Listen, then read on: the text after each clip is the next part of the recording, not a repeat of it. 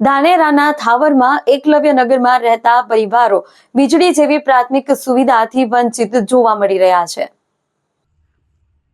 બનાસકાંઠા જિલ્લાના થાવર ગામના ઝૂંપડપટ્ટીમાં રહેતા 45થી વધુ પરિવારો વીજળીથી વંચિત જોવા મળી રહ્યા છે।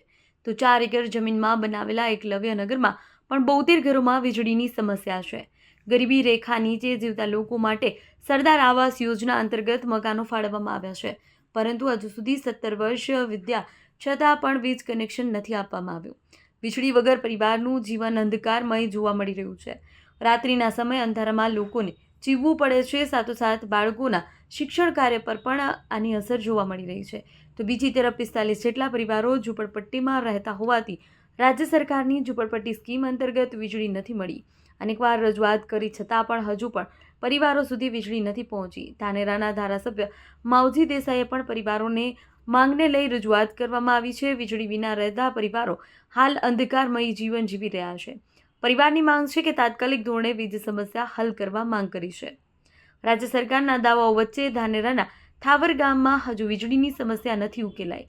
જોકે ગ્રામજનોએ ગ્રામ પંચાયતના ઠરાવ કરવા છતાં પણ વીજળીની સમસ્યાનો ઉકેલ નથી આવ્યો, જેને લઈ તાલુકા વિકાસ અધિકારીને પણ રજૂઆત કરવામાં આવી છે। ધાનેરાના ધારાસભ્ય માવજી દેસાઈએ પણ વિદ્યુત બોર્ડને રજૂઆત કરી છે, જેના ભાગરૂપે તમામ પરિવારોને તાત્કાલિક વીજ કનેક્શન મળી રહે તેવા પ્રયત્નો કરવામાં આવશે। થાવર ગામમાં વીજળીથી વંચિત પરિવારો છે, તમારા જોડે પણ રજૂઆત આવી છે, શું માંગને લઈને આ રજૂઆત છે? મોજે થાવર ગામે ઝૂંપડપટ્ટી વિસ્તારમાં રહેતા લોકો જે આજ દિન સુધી વીજળીકરણથી વંચિત રહેવા પામેલ છે, જેઓની રજૂઆત અત્રે મળેલ છે, તેઓને ઝડપથી સરકારશ્રીની યોજના હેઠળ વીજળીકરણની લાભ સરળતાથી મળી રહે તે બાબતે અત્રેથી પણ યોગ્ય કક્ષાએ ભલામણ તેમજ રજૂઆત કરવામાં આવશે। એકલવ્ય નગર છે, ત્યાં પણ અનેક સમાજના લોકો રહે છે, ત્યાં વર્ષોથી આવાસ યોજના છે, પરંતુ હજુ સુધી મીટરો નથી લાગ્યા। એ બાબતે પણ અત્રેથી યોગ્ય કક્ષાએથી તપાસ કરાવી તેમાં પણ જે કોઈ નિરાકરણ લાવવાનું થતું છે, નિયમો અનુસારની કાર્યવાહી કરવાની થતી છે, તે અંગે ચોક્કસથી એનું પરિણામલક્ષી કાર્યવાહી કરવામાં આવશે।